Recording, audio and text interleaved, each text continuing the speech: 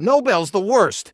It's not about the work anymore. It's about who knows who kisses the right asses. You can't fix humans. You can only make faking so expensive, so risky, that even the dumb ones stay clean. And yeah, Hello, Richard Feynman, and thank you for the books you wrote. you're welcome. But let me tell you something. I wrote those books so you don't have to waste time in class listening to some professor drone on. Science ain't about memorizing. It's about asking why till you bleed. So, what are you going to do with all that why? Basically, that's what I want to talk about today. You know, the thing about science, it's basically nothing. If you strip away all the fancy words, the chalkboards and equations, what's left is a child looking at the sky asking why. And that's everything. The trick is to keep asking that till nobody's got an answer. That's when you really start having fun. So, what's your basically? What result would make you immediately distrust your own experiment? Aha!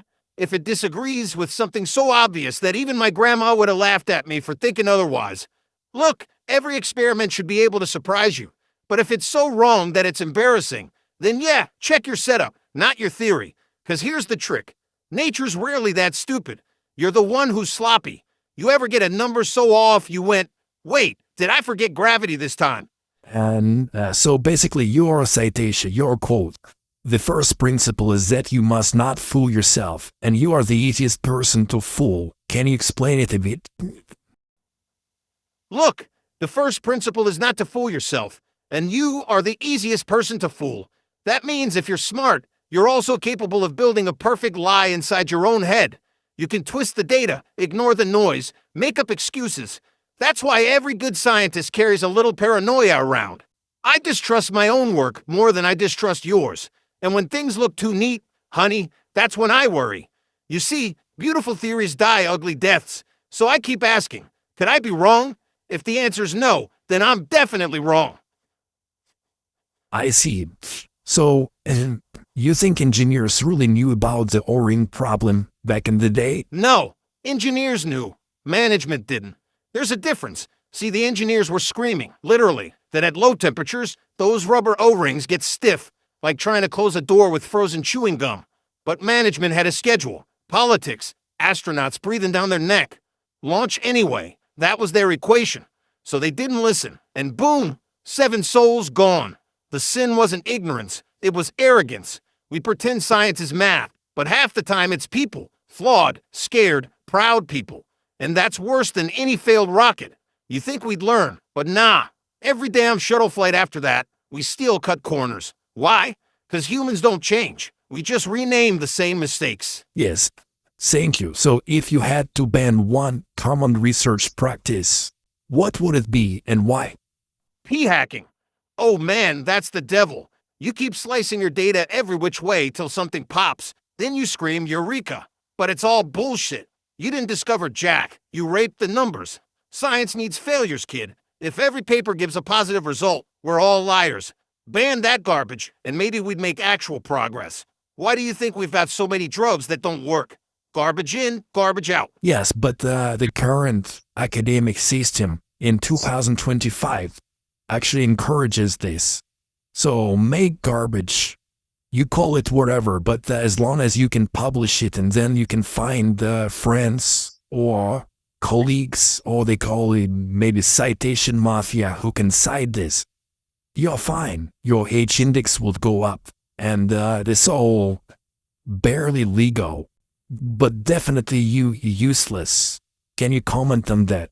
This is our reality now in 2025. You're damn right it's a circus. 2025, same crap, new year. The whole game now is publish or perish, but make it flashy, make it significant, and never, God forbid, report that nothing happened. Journals want sexy stories, universities want grants, grants want papers, papers want P less than 0.05. So everybody tortures the data till it confesses. And the citation cartels, it's like the mafia with nicer ties. You cite my garbage, I'll cite yours, we all get tenure, the taxpayers foot the bill. Meanwhile, real science, the slow negative result stuff that actually moves the ball, gets buried. I saw this coming back in the 70s. Told them, if you tie money and prestige to the wrong metrics, people will game the metrics, not the truth. And here we are. The fix, Stop counting papers like beans. Reward replication. Reward openness. Reward saying, I was wrong. Until then, half the literature is noise and the other half is lucky noise. It's a disgrace. And the worst part, the kids coming up think that's how science is done. They never saw the real thing. The joy of being dead wrong and laughing about it over coffee. We gotta burn the current scoreboard and start over. Otherwise, we're just fancy monkeys throwing citations at each other while the universe laughs. Exactly. I can tell you a very sad story. So when I was a graduate student, I remember one professor told me that some other senior professor wanted to help him to improve his age index. And basically what happened is they ran a citation mafia, and soon after they all were fired. But this kind of strategy works, and it works all over the world, not only in Asia, not only in say Middle East or in Eastern Europe. Not just that, it works everywhere, including the United States. Oh, absolutely it works. And that's the tragedy. In the US, forget it. The National Science Foundation hands out grants like candy if you got nature on your CV. And how do you get there? You don't need truth. You need a story, a glossy one, a p-value that's a hair under significance, and boom, grant approved, lab funded, students chained to your bullshit. And the worst part, the ones who don't play, the honest ones, they rot in obscurity. They don't get promoted. They don't get space. They get labeled not productive. So the system chews up the real thinkers and rewards the clowns.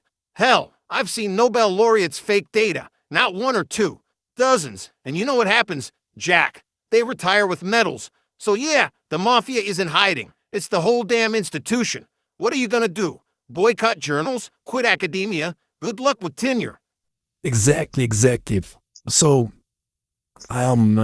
you said that you knew Nobel Prize winners who basically faked the research. Please give me some details. Look, I ain't naming names. They got kids, wives, legacy. But yeah, I can tell you the pattern. Guy wins big on a paper that's half genius, half accident. Next thing you know, he's churning out clones of that same damn work.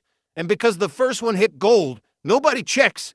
Labs get bigger, postdocs desperate, and some smart aleck quietly cooks the data, makes it look like everything works. One time, I visited a big shot in quantum mechanics. Beautiful mind, but he showed me some electron micrographs, and honey, those particles were moving faster than light. I joked, did you discover tachyons too? He laughed, but his eyes didn't.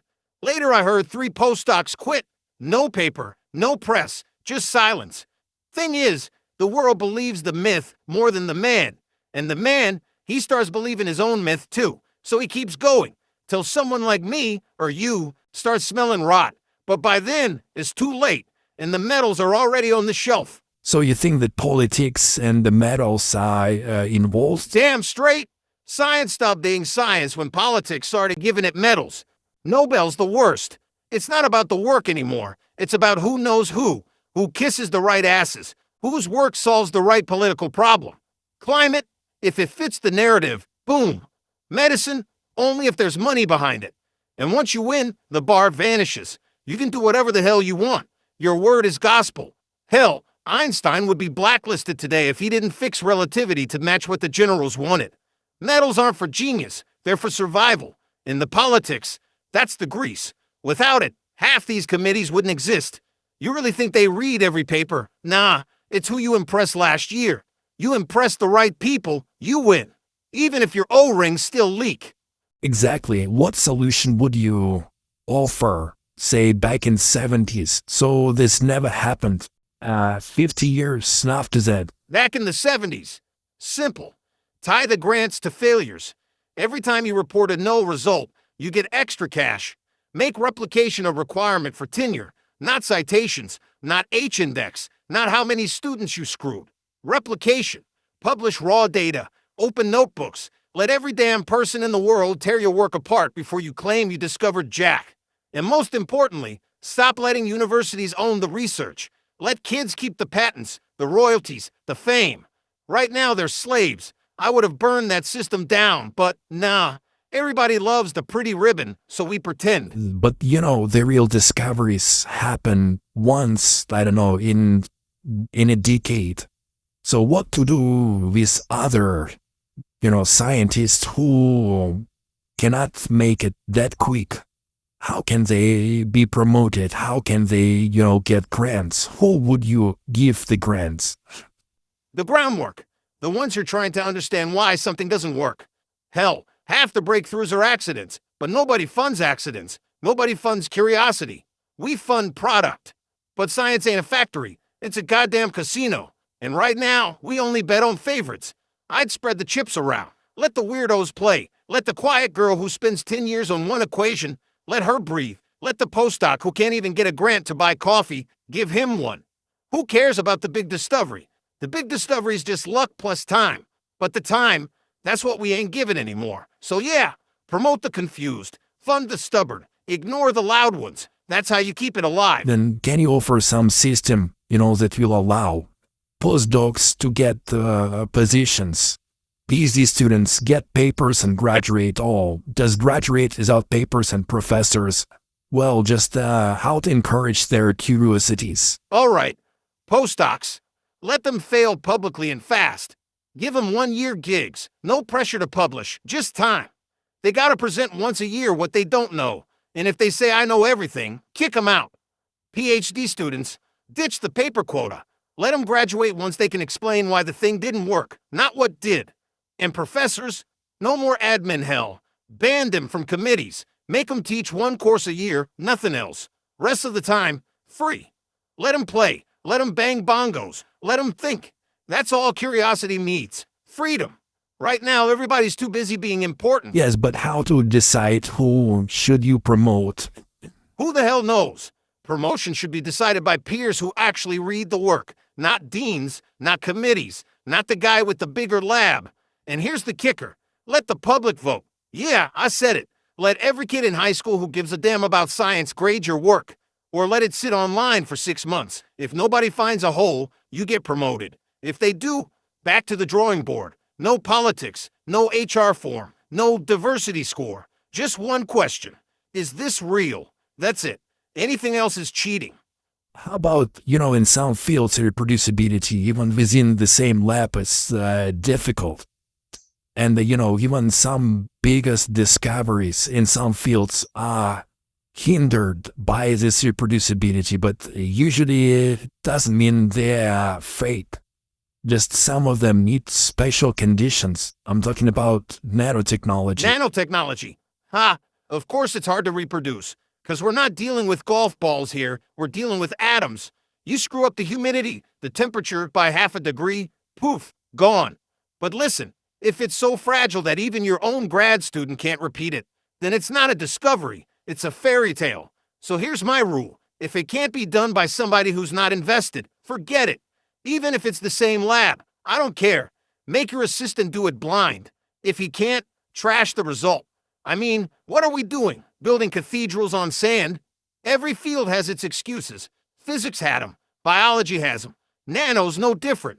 The condition's not special. It's sloppy. And if the whole field survives on sloppy, then the whole field needs a shower. Real science isn't about one guy's genius.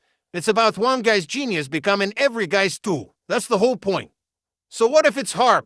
Make it reproducible, or make room for someone who can. So what kind of system do you suggest? Is this reproducibility you're talking about? So what kind of reproducibility? Who will reproduce someone's results? You see, reproducing results also requires money, right? So who will pay? The government. Science is the only investment with infinite return. But right now we're paying for prestige, not knowledge. So instead of building a So what kind of system do you suggest? System. Easy. Mandate that every paper's data is dumped online. Raw, messy, ugly, before it sees daylight. No fancy graphs till some random soul in Finland or Brazil tries it out and gets the same mess. Who pays? Same idiots who pay now. The government. But make it their job. Call them truth squads. Let them have their own budget, no questions asked. And every year, publish a scorecard. How many fakes you caught? If it's 0, you're fired. That's how you clean house. Not with speeches, with numbers. And guess what? Nobody's ego survives that. And why is fired for zero? I mean, if your truth squad finds zero fraud, it doesn't mean science is pure. It means you're blind or in on it.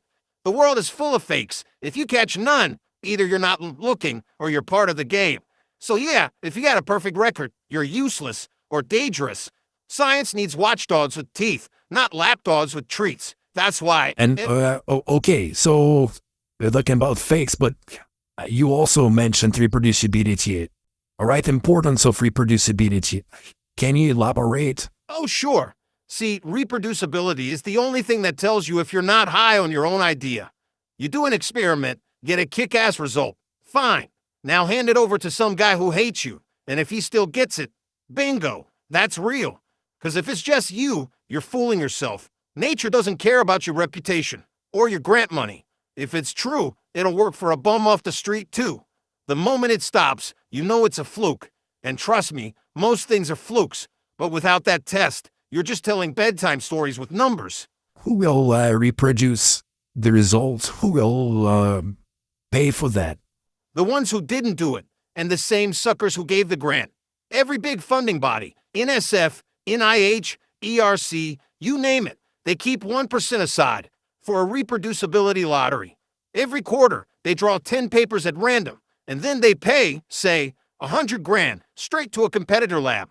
No applications, no politics. Just do it again. If it works, great. If it doesn't, the original guy pays back half the grand. Simple. You steal money, you get caught.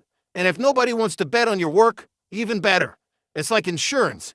And the beauty, nobody knows who's going to get picked. So everybody's scared. And scared people behave. And what is that competitor actually fake data? So what if the original data is correct, but that competitor, he just fake data, telling it doesn't work? That's the best part. Then you reproduce their reproduction and keep going till you find the asshole. Because if everybody's honest, 3 tries should be enough. If not, then both labs die. That's natural selection, baby. You can't fix humans. You can only make faking so expensive, so risky, that even the dumb ones stay clean. And yeah, sometimes innocent gets burned. But look around. That's life. I'd rather lose 1 genius than save 1,000 crooks. So you mean the guy who tested the results and found and they faked it? I mean the texter, right? So he'll get fired. Exactly. The system should scare even the fakers.